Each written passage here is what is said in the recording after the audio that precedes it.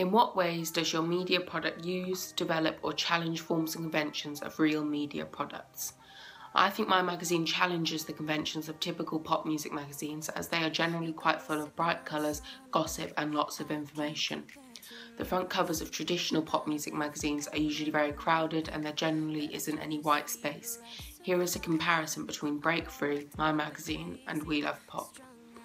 As you can see, We Love Pop's front page is a lot more crowded with information, whereas my magazine is a lot more organised and not as busy. Also, I haven't used as bright colours with Breakfree.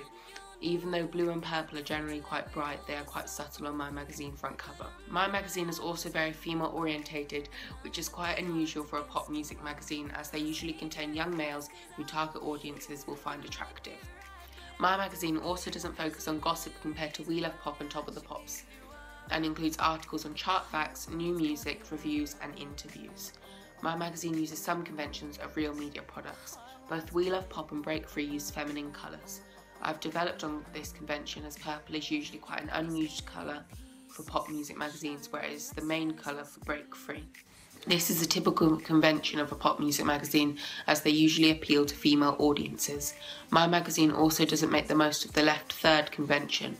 Most of the information on my magazine front cover is on the right third. This is another example of my magazine challenging convention. My front cover is also different from the cover of Billboard magazine that I looked at. My magazine has a lot more content on the front page compared to the Billboard cover. Here is a comparison between my double page spread and one that is taken from We Love Pop. Both my magazine and We Love Pop use a quote to interest the reader. Both magazines also use stand firsts, which introduce the reader to the article and who it is going to be about. Another convention that both magazines use is that the questions and answers are in different colours, pink and black for We Love Pop, purple and black for Breakfree. Both magazines also use pose photos with white backgrounds and have strips on the page that stick to the colour theme. I've developed on the strips, making mine bigger and more significant. All of these are examples of my media product using conventions of real media products. However, there are some conventions that my double page spread does not use. We Love Pop uses one unstaged photo that is not from a photo shoot. They also have some parts of their articles highlighted. This shows that my magazine has challenged some conventions. I chose not to highlight some of my text, as I felt that it would be odd compared to the theme that my magazine had already created. Also, in We Love Pop, the model is posed in quite an over-the-top way, whereas in Breakfree, my model is posed in quite a formal and simple way. I've developed on convention with my double page spread, as most pop music magazines usually have the text on one page and then the large image on the other. However, I have used multiple images and continued the text on both pages. I've also used convention by including the website address in my magazine, similarly to We Love Pop. Here is a comparison of my contents page and one that is taken from Top of the Pops. Both my magazine and Top of the Pops use the convention of having images that have page numbers on them, which directs the reader to the article. However, I have developed on this convention by making the number size smaller. Pop music magazines usually don't use contents for the heading of their contents pages. For example, Top of the Pops uses Inside the Mag.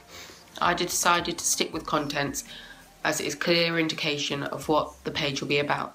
My magazine also isn't as chatty and informal as Top of the Pops, so words like mag won't be included. I've split the sections of my magazine up similarly to Top of the Pops. My contents page is split into features, reviews and competitions. Top of the Pops' contents page is split into We Love Boys, Celebs and Gossip, All About You, Wins and Offers and We Love Shopping. As you can see, Top of the Pops is a lot more informal and spread across the page, whereas mine is all in one section. This shows that I have developed this convention. I have also challenged convention by not including an image of the front cover but using a picture of a model instead. I did this because I thought the image of the front page wouldn't be suitable for the theme/tone of my magazine. Overall, my magazine has used, challenged and developed forms and conventions of real life media products.